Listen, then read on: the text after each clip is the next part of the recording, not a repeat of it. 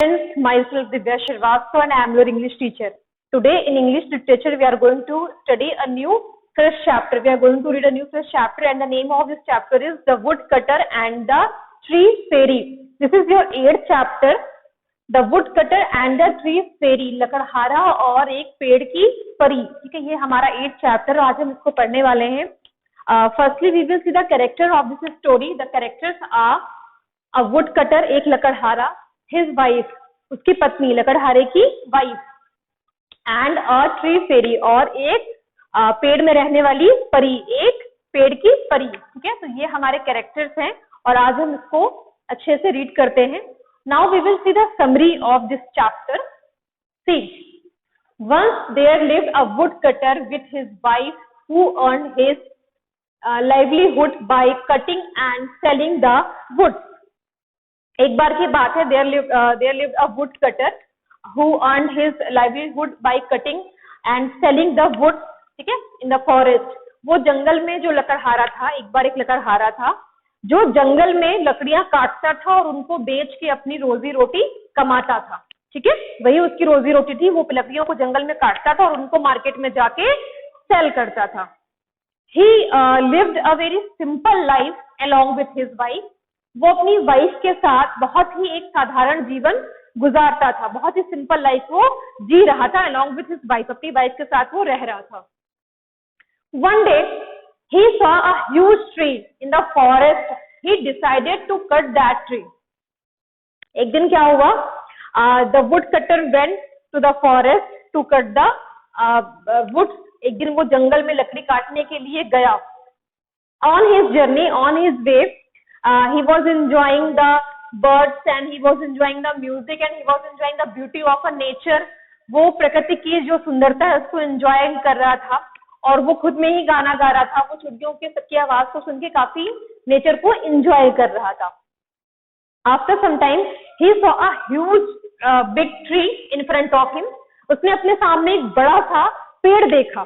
ठीक है, और उसने डिसाइड किया, उसने ये सोचा, ही थॉट कि if I can cut down this tree, ठीक है, तो then wood will fetch me enough money.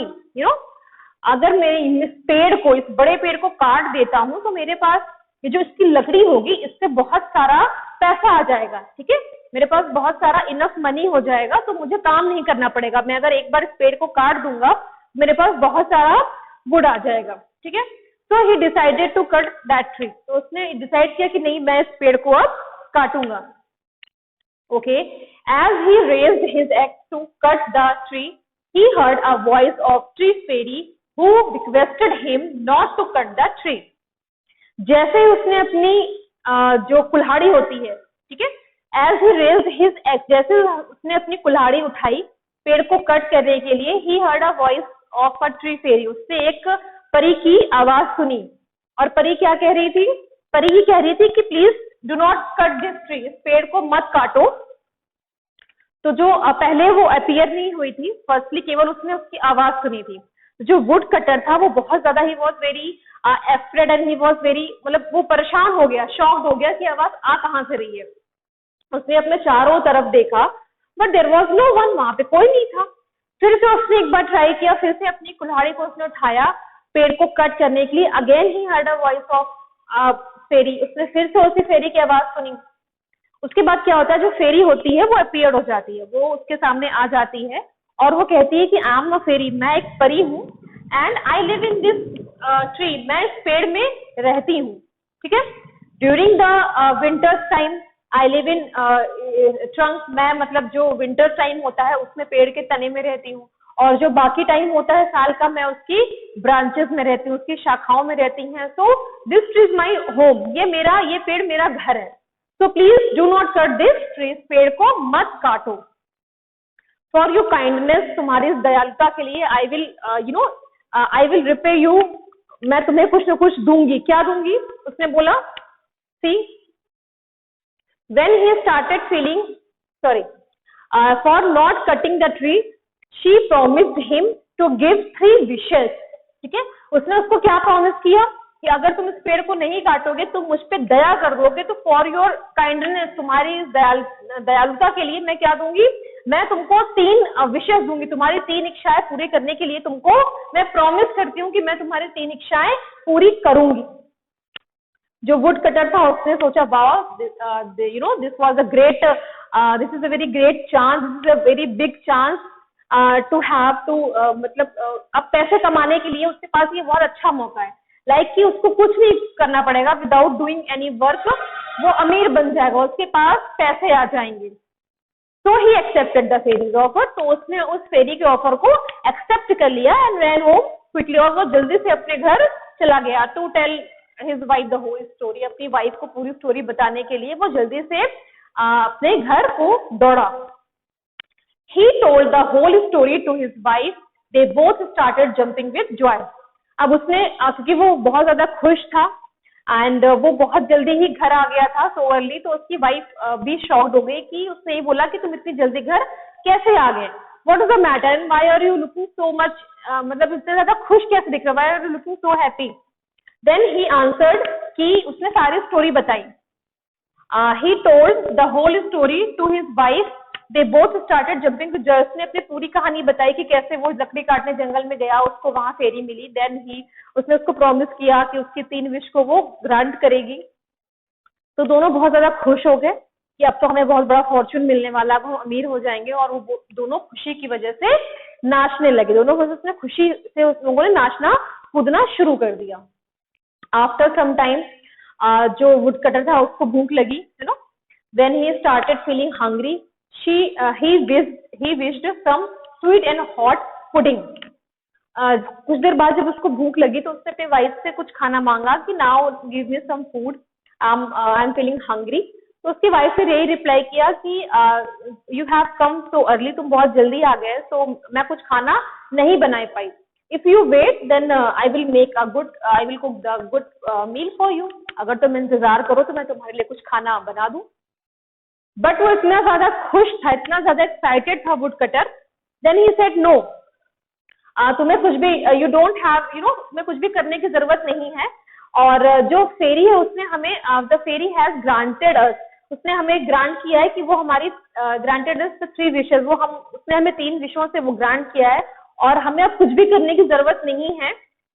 और उसने क्या विश किया, he wished some sweet and hot pudding, उसने कुछ मिठाई और हॉट पुडिंग उसने विश की कि काश मेरे सामने ये आ जाए। और जो the bowl of pudding appeared in front of them, और जो मिठाइयों का बोल है और जो स्वीट और हॉट पुडिंग थी वो उनके सामने आ जाती है उनकी टेबल पे। इस तरह से ही वेस्टेड द फर्स्ट विश, उसने उसकी जो पहली विश थी उसको वेस्ट कर दिया, क्योंकि वो मनी, उस विश से वो मनी बनाना चाह रहे थे, बट वो इतना ज्यादा एक्साइटेड था, उतना ज्यादा भूखा था वो, कि उसने उससे स्वीट एंड हॉट पुडिंग की विश कर ली। Okay, saying this his wife cried that you have wasted 1 wish. Now she shouted that the pudding should be pasted on your nose. अब क्योंकि जब उसने ये देखा कि उसने वो खाना बनाने जा रही थी बट उसने बोला नो, तुम्हें खाना बनाने की जरूरत नहीं है, और अब तुम, उसने विश कर लिया था हॉट पुडिंग एंड स्वीट्स का। तो उसकी वाइफ ये देख के चिल्लाती है कि तुमने क्या कर दिया, तुमने अपनी पहली विश को वेस्ट कर दिया। अब उसने विश करी, उसने क्या विश करी, the pudding should be pasted on your nose. अब ये जो गरम गरम हॉट पुडिंग है, स्वीट मिठाइयां, अब ये तुम्हारी नोज पे स्टक हो जाए, तुम्हारी नोज पे पेस्ट हो जाए, फंस जाए, चिपक जाए। Thus she wasted the second wish, इस तरह उसने अपनी सेकंड विश वेस्ट कर दी। ठीक है, they started shouting on each other। जैसे ही उसने ये विश करी कि ये जो पुडिंग है ये इसकी नोज पे स्टक हो जाए, पेस्टेड हो जाए, तो वो जो हॉट पुडिंग थी वो वुड कटर के नोज पे स्टक हो जाती है, वो उसकी नोज पे पेस्ट हो जाती है, जिसके बाद उसको बहुत इरिटेशन होती है, वुड कटर को बहुत इरिटेशन होती है। Now they started shouting each other, अब वो एक दूसरे पे चिल्लाना शुरू कर देते हैं कि तुमने एक विश वेस्ट कर दी, स्वीट हॉट पुडिंग मंगा के विश करके। और अब उसका हस्बैंड यानी कि वुड कटर उस पे शाउट करता है कि अब तुमने एक विश और वेस्ट कर दी, सेकंड विश, कि इस नोज को मेरी नाक पे चिपका के। उसके बाद आफ्टर दिस, उसके बाद जो उसकी वाइफ होती है वो कहती है okay fine, we have still you know 1 wish, हमारे पास अभी भी एक विश बाकी है, हमारे पास अभी भी 3rd विश है। Now the wood cutter wished that the pudding on his nose would disappear, at once the pudding vanished. जैसे उसने बोला कि हमारे पास तीसरी विश अभी बाकी है, तो वुड कटर काफी गुस्से में हो जाता है और वो उस पर चिल्लाता है। The wood cutter yelled at his wife that कि ये नोज है, ये जो हॉट पुडिंग है stuck on my nose and you are talking about the third wish. उसने बोला कि ये जो गरम हॉट पुडिंग है ये मेरी नोज पे स्टक है, मेरी नोज पे पेस्ट है, और तुम अब ये पैसे की बात कर रही हो, तुम ये विश की बात कर रही हो कि हम थर्ड विश से पैसे बना लेंगे, कमा लेंगे। अब जो इरिटेट, क्योंकि उसकी नोज पे ऑलरेडी हॉट पुडिंग पेस्टेड थी, स्टक थी, और उसने बहुत कोशिश करी उसको निकालने की, बट वो निकल नहीं पा रही थी। तो उसने वुड कटर ने क्या विश कर लिया कि जो पुडिंग है on his nose would disappear, ये मेरी नाक से जो हॉट पुडिंग है अब ये डिसअपियर हो जाए, यानी कि गायब हो जाए, और तुरंत ही at once the pudding vanish, और तुरंत ही उसके नोज के ऊपर से वो हॉट पुडिंग वैनिश, हट गई और गायब हो गई। They had no wishes left. They had misused all of them and ended up with nothing. क्योंकि उनको फेरी ने 3 विशेस से ग्रांट किया था और उस तीनों विश को उन्होंने वेस्ट कर दिया था। उनके पास कोई भी जो विश थी वो लेफ्ट नहीं थी, कोई भी विश उनके पास नहीं बची थी। उन्होंने उस तीनों उन सभी विशेस का उन्होंने मिसयूज किया, ठीक है, और उनके पास अब कुछ भी नहीं बचा था। तो this story of woodcutter and his wife and tree fairy is completed here. इसमें हमने देखा कि कैसे फेरी ने उसको 3 विशेस से ग्रांट किया था और कैसे वुडकटर और उसकी वाइफ ने उन तीनों विशेस को वेस्ट कर दिया, उनका मिसयूज किया। तो what is the moral of this story? The moral is when opportunity comes to us we must take good use of it.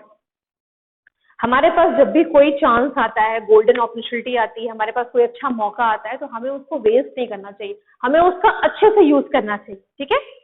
We must take good use of it, हमें उसका अच्छे से एक अच्छा यूज करना है। हमारे पास कोई मौका आया, हमें उसे ऐसी वैसी गलती करके वेस्ट नहीं करना है, हमें उसका अच्छे से यूज करना है, ठीक है। तो this chapter 8 the woodcutter and the tree fairy is completed here. I hope आपको ये स्टोरी समझ में आई होगी, और in next video we will start a new fresh chapter. Okay, thank you students.